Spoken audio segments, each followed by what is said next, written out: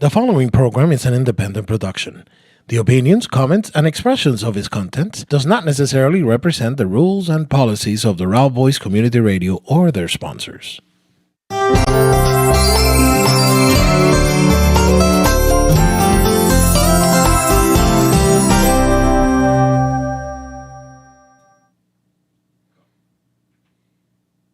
Hello, friends. I'm back here, Ruben Alcoba from Alcoba Law Group. Thanks for Doral Voice. Thanks to the family Esquivel. I'm here able to every Tuesday here give you a little insight as to what's going on in the community and a little legal information, and hopefully I can help you not get swindled. Hopefully I can give a little value to you. That's what I aim to do. One of the biggest things today, as you all know, are coin offerings. NFTs or cryptocurrency offerings. They go ICO. You got everybody has the newest, the hottest, the best, the most money making.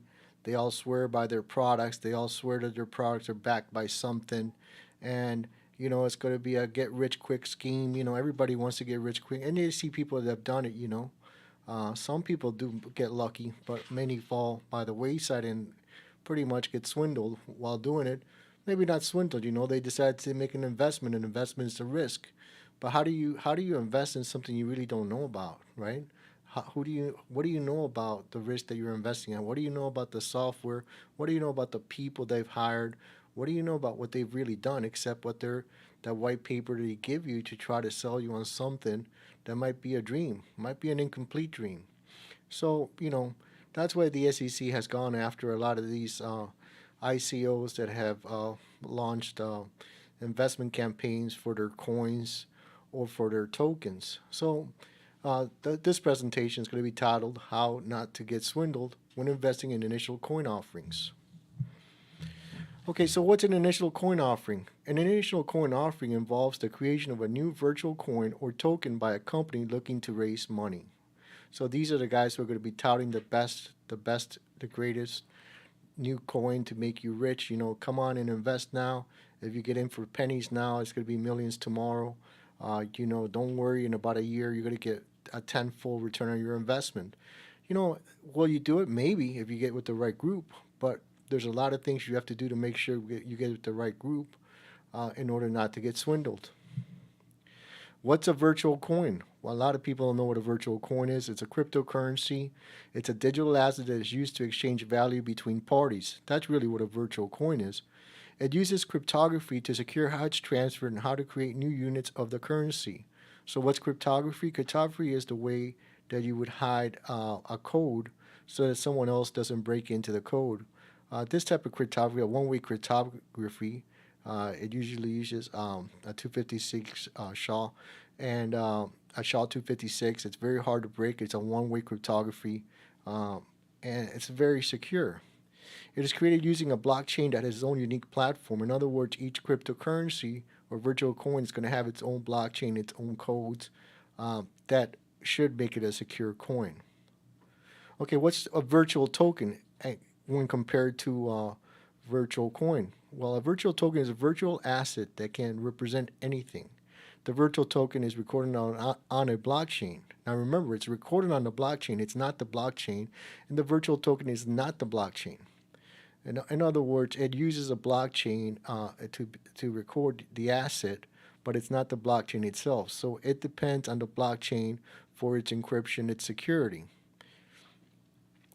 Investments in ICOs. The Financial Industry Regulatory Authority, FINRA, has informed investors that investments in digital assets, such as ICO tokens and cryptocurrencies, involve significant uncertainty, as well as risks that are different from more conventional assets like stocks and bonds.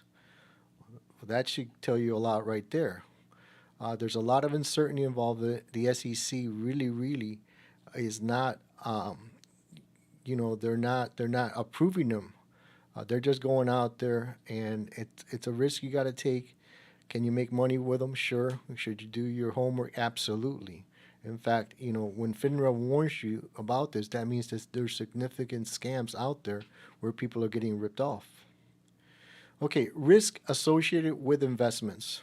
All investments come with some degree of risk. and ICOs and cryptocurrencies are no exception. ICOs and cryptocurrencies and the technologies that power them may hold great potential for legitimate innovations in capital raising and financial markets.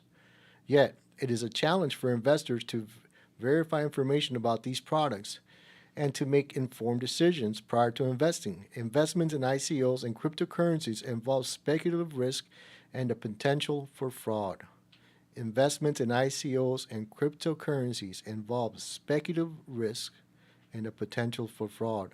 Another red flag. The creation of an ICO. How do you do this?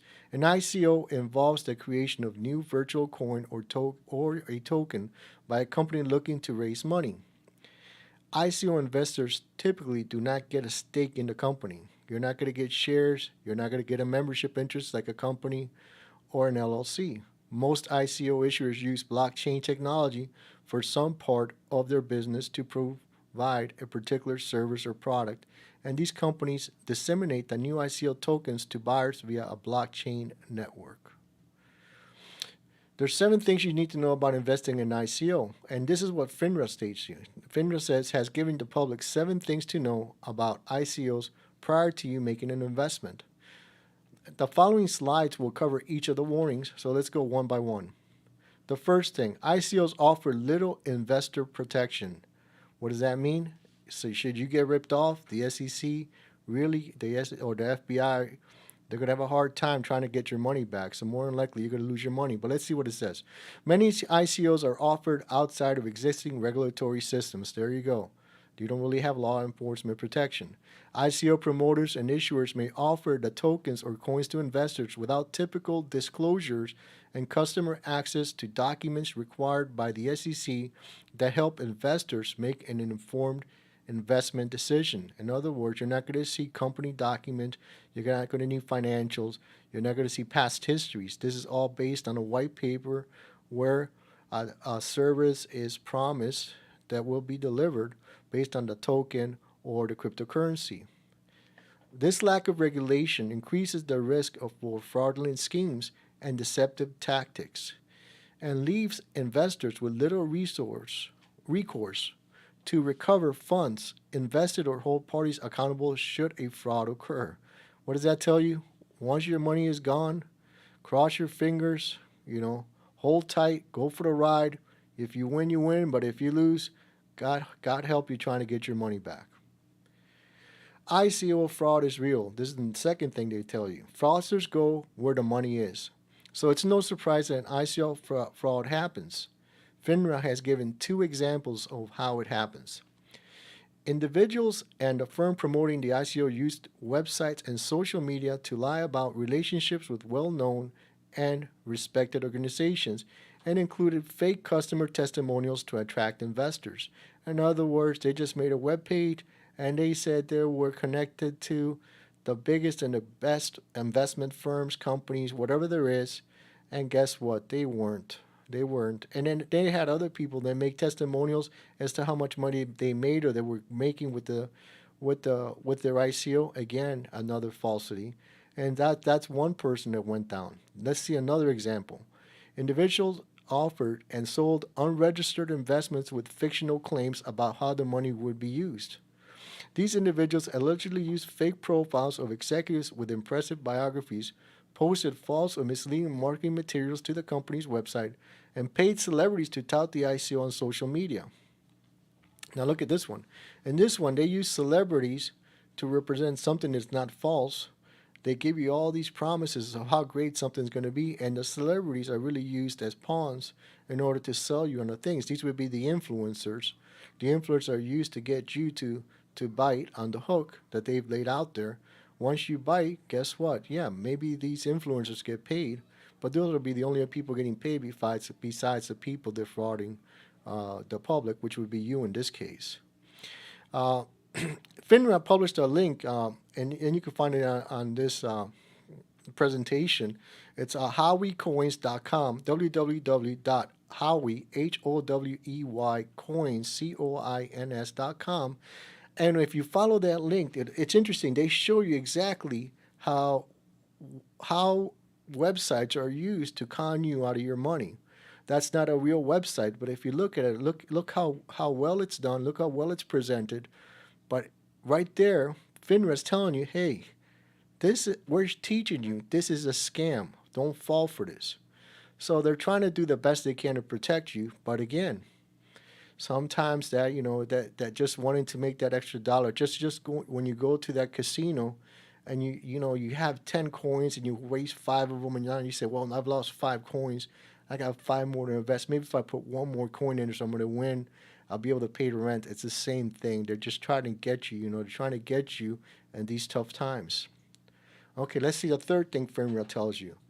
Online platforms that facilitating trading in ICO tokens are not registered exchanges. Online platforms that facilitate trading in ICO tokens are not registered exchanges. What does this mean? They sound like they're registered. They're trying to hide the ball. They're trying to sound fancy. But let's see what FINRA says. Presently, there is online trading platforms that refer to themselves as exchanges, which might make investors think that they are regulated entities or meet the regulatory standards of National Securities Exchange.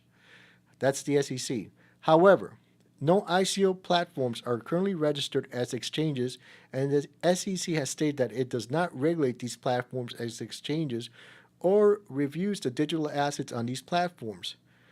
In other words, these platforms can be manipulated via insider trading or spoofing. In other words, people could, raise whatever the value of these coins are on the platforms, and then take the bottom right from under you, and now you've lost all your money. Okay, so so when something's not regulated, that means the government is really not. There's no oversight. They could do whatever they want. Are some of these guys doing a good job, legit? Yeah, more than likely. But is it at your risk? Absolutely. Let's go to the fourth thing. Investors are losing millions to ICO theft. Okay. In 2017, it states that $400 million was raised by ICOs that was lost or stolen. Now listen, that means they raised a hell of a lot more money. Now this is only what was reported in 2017, so you could imagine how much money was lost or stolen in 18, 19, and presently, because in the last few years there's been a lot of money being made. So imagine that number's really exploded. In addition to stealing money and tokens, hackers also have access investors' personal information like addresses, phone numbers, bank details, and credit card numbers. In other words, not only are you at risk of losing the money you're investing, then you're also at risk of getting robbed the second time, because now you've given them all your personal information as to your addresses, your phone numbers, more so your bank details and credit card numbers. So you can get hit a couple times here. So in other words, be aware that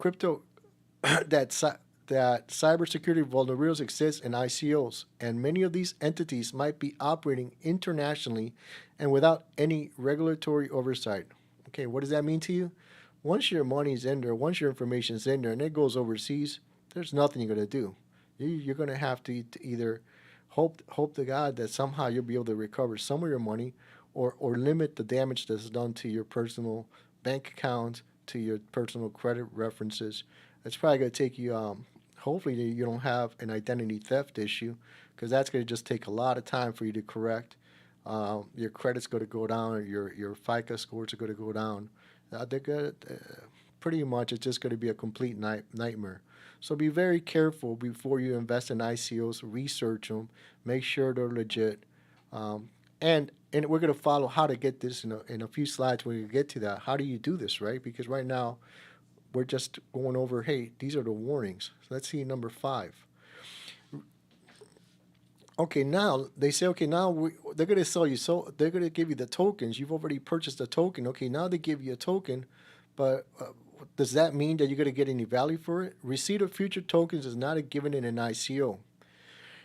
The ability of investors to receive tokens in the future is typically contingent on certain triggering events, such as the development of a new enterprise and a related future public sale of tokens, which may not take place. In other words, the token might not even issue. But, okay, let's say it issues. If you're lucky enough to receive a token, the token may be worthless or may be redeemable only for goods or services by the token issuer. So, okay, now look at this. Now you get the token, right? You've been promised to get this, the best investment ever, and now it turns out that you could only get, either a simple service from them, or you can get a cheap product that's produced by them in exchange for your token, even though you were promised millions. And what you get is something that's maybe uh, worth cents to produce, right? And probably no guarantee. But they give you the item, they give you the asset in order to try to avoid, um, in in order to try to avoid getting pursued by the SEC, because they're saying, okay, we're giving you something of value in exchange for that token. What that value is, well, it's probably exactly what they told you that it would be in the white paper, but maybe you didn't take a close look at the little stars there, that had the small script that told you exactly what you were getting in exchange for the token. And lastly, the token you receive may not be tradable. In other words, now you have this non-fungible token that, yeah, it's got value, but the value is in it itself, and the value is only worth as good to it is to someone who wants to maybe purchase or trade it for you. And so you may have a token that has zero value, and they might have zero value to you. You were just promised that the token would escalate in value. If that's so, then the SEC might step in, because they said no, people bought that as an investment, and then the SEC steps in and to try to give you, they try to protect you, but they're not going to recover your money, but they're going to find a company. Maybe there have been cases where they've been able to, get the victims some of their money back. Some companies have been pursued and they have returned the money, believe it or not. Because it was just way over the top, the theft that was occurring. Number 6, SAPs don't make ICOs safe. First of all, what's a SAP? Simple agreements for future tokens, or SAPs, to offer their tokens to the publics. SAPs are investment contracts that appear to model after safe contracts, which are simple agreements for future record contracts that emerge with the securities-based crowdfunding. Know that investing in SAP contract does not mean the offering is safe or compliant with applicable federal state laws. In other words, they're trying to pass off themselves as being these contracts that are safe, and they follow the law and they're somehow accepted by the law. But let's see what happens. No matter what a company says about the ability of a token to change characteristics from a security to a non-security, there is no guarantee that the SEC or the courts will agree with the company's assessment. In other words, when will that contract be shown to be valid? Only before the courts, only before the feds, only before law enforcement. And the last thing is, FOMO can inflate ICO valuations. Now let me tell you something. I never heard this word before today. FOMO. What the hell does FOMO mean, right? Can inflate ICO value. Let's see what it means. ICO valuations often are based on the fear of missing out. How many of us have not been pressured by this? Invest in this. This is going to make us millions of dollars. If you don't do this today, you're going to lose your chance. The fear of missing out, FOMO. We've all been pressured by this in elementary school and junior high and high school and college. My God. We look back at the markets, at the .com area, now the ICO area. We missed out. We would have been millions of dollars. We knew what was going on there. The fear of missing out, rather than on-market fundamentals. So ICO values often are based on the fear of missing out rather than on-market fundamentals, project development forecasts, and the nature of tokens offered. In other words, they're using your own greed against you, the fear of missing out. So, with little information available about companies that undertake ICOs, investors are not in a strong position to make informed choices. So now you got someone telling you, if you don't invest now, you're going to miss out on this opportunity. I have all the knowledge. I know what's going on here. We're at the ground level, and now you're just another lemming following the pack, thinking, oh my God, if I don't do it now, I'm going to lose my money. But guess what? You are going to lose your money more than likely, because you're having a counter artist using the fear of missing out against you.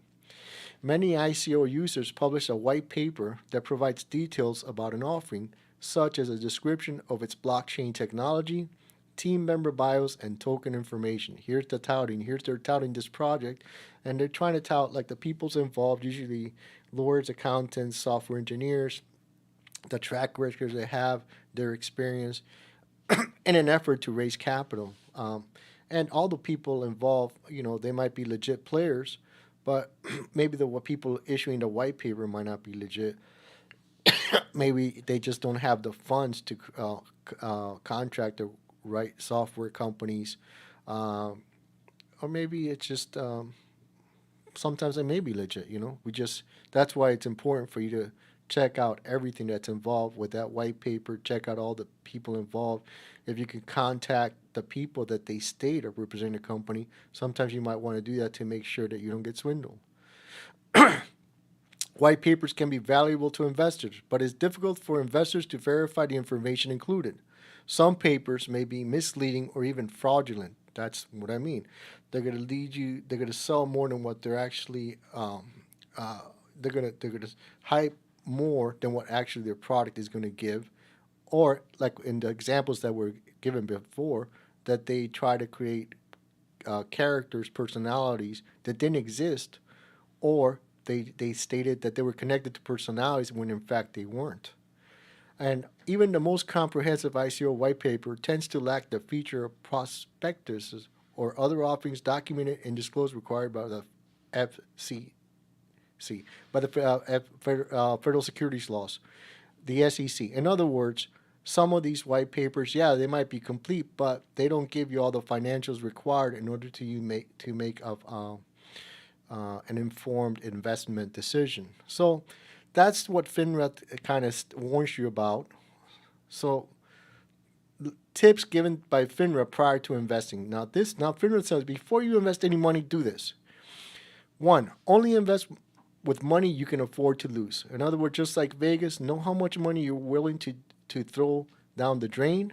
The moment you do that, stop investing. Do not throw more money down there. In other words, only invest if you could afford to lose that money. If you have $5 that you got to use to pay the rent, pay the rent. Do not invest that money. It could cause a great hardship to you. Two, practice diversification. We all know this. Everybody tells us, don't invest in one thing, invest in 5 things. But do we do it? Sometimes we do, sometimes we don't. In other words, they say spreading your money across different asset classes such as stocks, bonds, real estate, and other investment helps control the risk. Don't put all your eggs in one basket. We all know it, but do we practice it? Sometimes. 3. Check out the background and registration status of any individual recommending or selling an investment, including ICOs. In other words, someone telling you, hey, buy this, ask them, hey, who are you? Let me see your credentials. Where can I read about you? Are you a professional? Okay, where are you registered? Where's your license? Check out the license. See if they're still licensed. See what kind of fines they have. Check their criminal record. Sometimes it's very easy to check. In fact, just go to Google and just put scams, put the person's name, put down what's going on. You could do simple checks just to see, am I getting scammed before even considering putting $1. At least check the people up hyping the investment. 4. Collect and review information about the ICOs from regulators and trusted media outlets. I'm not even sure what that means today. Okay, media outlets, who am I going to go to? Who's my trusted media outlet? CNBC, what is it?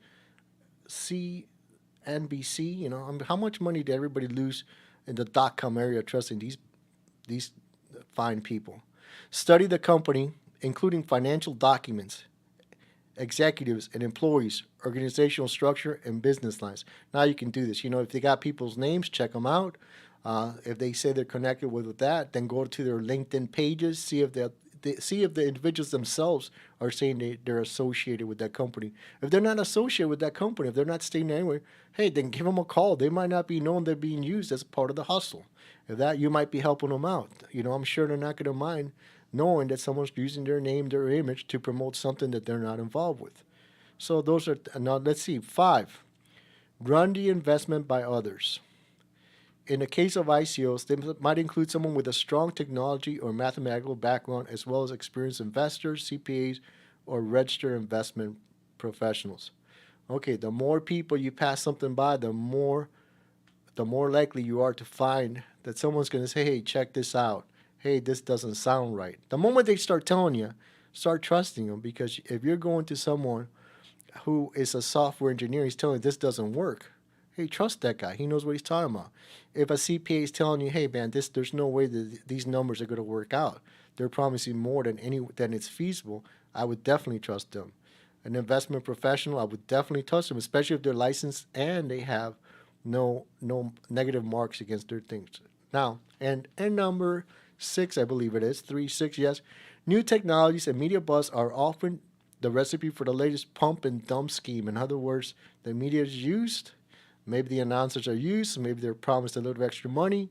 They're all going to be the ones saying this is the latest and greatest coin. This is the latest and greatest cryptocurrency. You got to do it. Remember that other word what we had before? Let me see what that FOMO word, right?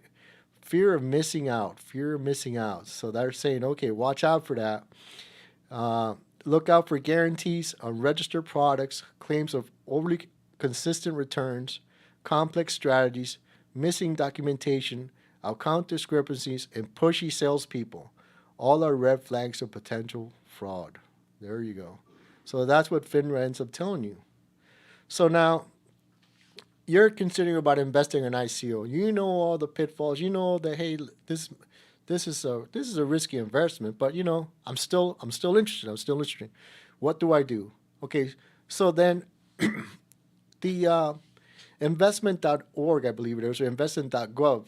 It's actually a government agency.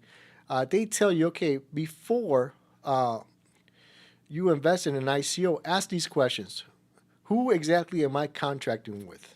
Who is issuing and sponsoring the product? What are their backgrounds? And have they provided a full and complete description of the product? Do they have a clear written business plan that I understand? Do they have a clear written business plan that I understand? Now remember that CPA? If they have a written business plan and one of your friends is that CPA, pass it by them. See what they believe about that business plan. Who is promoting or marketing the product? What are their backgrounds?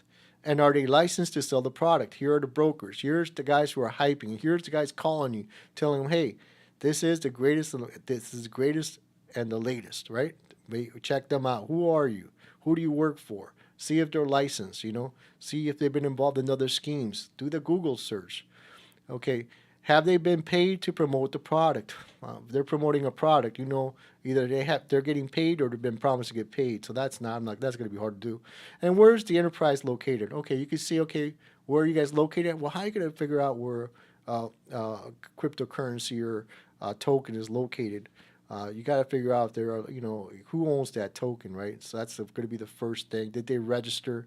When they register, look out the names. Look at the people registering the company. Do they have criminal backgrounds? So that's the first questions you can ask. Let's see. Second question, where's my money going? Okay, you want to know, okay, I'm going to put money in. Where's it going to go? What's going to be used for? Is my money going to be used to cash out others? Is this a Ponzi scheme? What specific rights come with my investment? What rights are you getting? Are you just getting a token?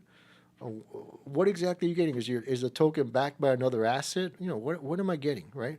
Is it an unfungible token? Is there more than one token? What guarantees do I have? Are there financial statements? Well, a lot of times if it's a white paper, more than likely there's not going to be financial statements unless that token might be backed by a physical asset, a company that sells some type of product that's associated with the company. There might not be financial statements. If there are financial statements, if so, are they audited and by whom? Who would audit a financial statement? Obviously, a certified public accountant. Is there trading data? Well, is the token backed by a publicly traded company? If so, is there some way to verify it? So usually if it's a publicly traded company, you can verify who it's associated with. And, again, you would, if you were going to make a substantial investment, then you definitely want to hire a CPA. Other questions. How, when, and at what cost can I sell my investment? Can you sell your token? Remember, is it tradable? Do I have a hold on this investment? Do I have to wait 6 months to sell this token? How long do I have to hold it? For example, do I have a right to give the token or coin back to the company or to receive a refund? Well, if you could do that, I don't think these scams would work. So more odds are I'm betting that you're not going to be able to give that token back, right? Or receive a refund. Can I resell the coin or token? well, you could probably resell it, but who's going to buy it from you? And if so, are there any limitations on my ability to resell? Oh yeah, with tokens, I want you to know with tokens, when you resell a token, a lot of times these tokens they have contracts, smart contracts that state that when you sell the token, the make the minter of the token will keep a percentage every time that token is resold. But if you're making money, that's not a bad thing, right? Because if I bought the token for $1 and then I sell the token for 100, and the minter gets 10%, what do I care? I made some money, right? But sometimes that promise that just goes as more of the hustle that they're saying, yeah, well, the minter's going to get 10%. In other words, to try to make you believe that that token's actually worth something because they're actually putting that warning there or that promise that they're also going to make money with you, you know. So you got to be careful about that too. And if a digital wallet is involved, what happens if I lose the key? Will I still have access to my investment? Okay, so recently I lost the password. I had one of these wallets on the internet. I myself lost the password. I probably lost like $200-300, which wasn't a lot, but it was a good lesson. So a lot of times when you have these wallets, these digital wallets or computer wallets, you're better off having a computer wallet rather than a cell phone wallet. But they're called hot wallets. What you want is a cold storage wallet, which is a little device. That device, even if you lose the device, it'll have some type of pill or something like that. I think that's what it's called, where you could somehow you're able to recuperate the information that you lost and hopefully get access to the coins that you had on the cold storage wallet. Going back to wallets, you have hot storage wallets, cold storage wallet. Hot wallet is one that's on the internet. It's going live the whole time. It's on the computer or it's on your cell phone. Those are, if somehow you lose your phone or somehow someone's able to hack into your phone, they may be able to empty your wallet. While if you have a cold storage wallet, your assets are never on your assets while you have them in the cold storage on the physical device. They're not able to be hacked by a hacker. So always, if you're gonna get these assets, try to store them in a cold storage wallet. That's just my advice to you. I have to follow my own advice, so I will be ordering one soon. Let's go to next. If a blockchain is used, is the blockchain open and public? Has the code been published? And has there been independent cybersecurity audit? Has the offering been structured to comply with the securities laws? And if not, what implications will that have for the stability of the enterprise and the value of my investment? That's a lot of information there. I mean, from what we've already learned this afternoon is the SEC really doesn't really control these things. They only control after the fact that a lot of people have been swindled or when it becomes apparent that people are getting hustled. Another question: what legal protections may or may not be available in the event of a fraud, a hack, malware, or downturn in the business prospects? Who will be responsible for refunding my investment if something goes wrong? I think you guys already know the answer to that. More than likely, unless that ICO gets popped in the beginning, once that money's in, that's going to be very hard to get your money back. More than likely, you just lost your investment. If I do have legal rights, can I effectively enforce them? And will there be adequate funds to compensate me if my rights are violated? Okay, we know that. These ICOs are usually overseas. How are you going to enforce this thing overseas? What, is someone going to go to jail? Are them going to jail going to get your money back? I doubt it. In other words, be careful. Be careful what you're doing here. Okay, now we go again. This one we got this information over here. I got from the investment.gov website, and it gives you red flags of investment fraud. So let's see what they say. Fraudsters hit their targets using persuasion that are tailored to the victim's psychological profile. Red flags. A nice way of saying psychological profile. What does that mean? It means your greed factor. Let's just call it for what it is. If you want to get rich quick, that's your psychological profile, and you are in the crosshairs of a fraudster. And guess what? We're all in that, when times are rough, sometimes we all fall in there. Very few people are not subject to getting swindled. by one of these guys, because these guys are great con artists. I've seen millionaires get conned by other con artists. Con artists conning con artists. So it's amazing what's out there. So let's see. They say these are red flags. An investment that's too good to be true. Everybody knows. This is the best, the greatest, the brightest. There's no way this is gonna fail. It's too good to be true. Once they say that, and because part of an investment, there's got to be risk involved. So if there's no risk involved, then you already know. Then why aren't you doing it, right? How much have you invested? That would be my first question. Show me. Another red flag: guaranteed investment. They do not exist. If you invest there, you're gonna get 18% of your investment every single month. How many times have we not seen this here in the Doral area? How many Venezuelans have not been conned out of thousands of dollars in this area? How many Colombians? How many Bolivians? How many South Americans? Oh my God, Doral, Doral, Doral. Guaranteed investments, they do not exist. When someone offers you more than 18% return on your money yearly and you sign that contract, now guess what? Now you are the one loaning that money to that person, and that person knows that you will not be able to recover it because it's called usury. You cannot give someone a loan for more than 18%. When the moment you do that, you have just fallen prey to a good swindler. Number 3. Oh, the portrayal of a fraudster to be a saint. Oh, I hate to say this, but how many churches are out there around here?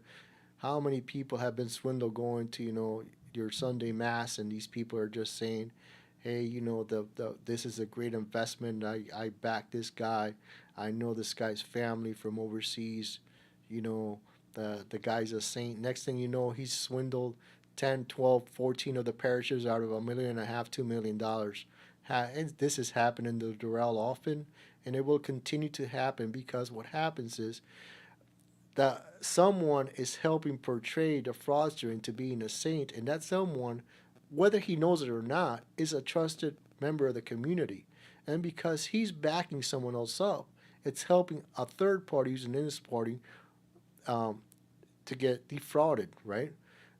So you got to be careful. And it's a lot of times your friends, people who push these people to be saints, they're not at fault. They're also victims of the fraudster. But somehow they just get into their good graces. They might go to the local church for 6 months, a year before they pull their fraud, but really what they're doing is they're just building confidence. They're building the confidence of the community before they sting you. Okay, next one. The everyone is buying it push. There you go. That's the FOMO again. Remember, fear of missing out. Fear of missing out. That everyone is buying it push. You buy it now, get in while it's low. This is also called the Ponzi scheme, right?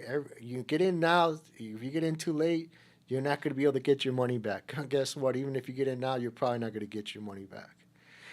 Next, the pressure to send money. Oh my God. Oh, this little con, the pressure to money. You get the call from, these organizations that, they'll push an investment, they'll push a cost, send us your money. We're going to send you the free envelope. We're going to give you a free gift. They just can't get off the phone, if you do it now, and they use FOMO again, fear of missing out. So you got that, and they're pressuring you to send the money, but at the same time they're pushing, hey, you're going to miss out if you don't do it, right? So it all works together. These guys are pros doing this. And of course, when all else fails, hey, go ahead and sign here. We're going to give you a free gift. We're going to give you a newspaper. We're going to give you a free magazine. We're going to give you tickets to have a free meal.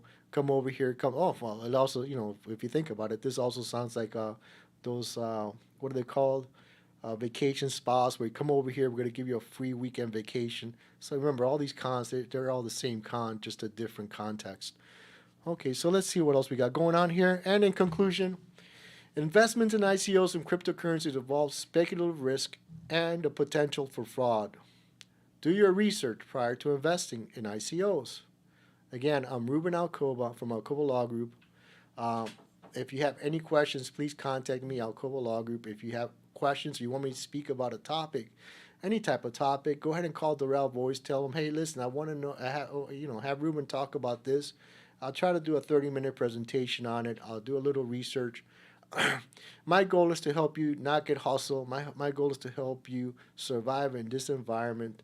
Right now, things are tough out here, you know. And remember, don't get hustled. Do your research. It doesn't take long to get it done. You know, before you send a dollar that you've worked months to earn, right? Spend a couple seconds researching what you're going to spend that dollar on. Ruben Alcoba, thanks for listening. I hope to see you in next week or the following week. It all depends on the schedule. If you have any questions, contact the Doral Voice. I'm here to help you. Ruben Alcoba, 305-362-8118. 305-362-8118. Alcoba Law Group. Thank you.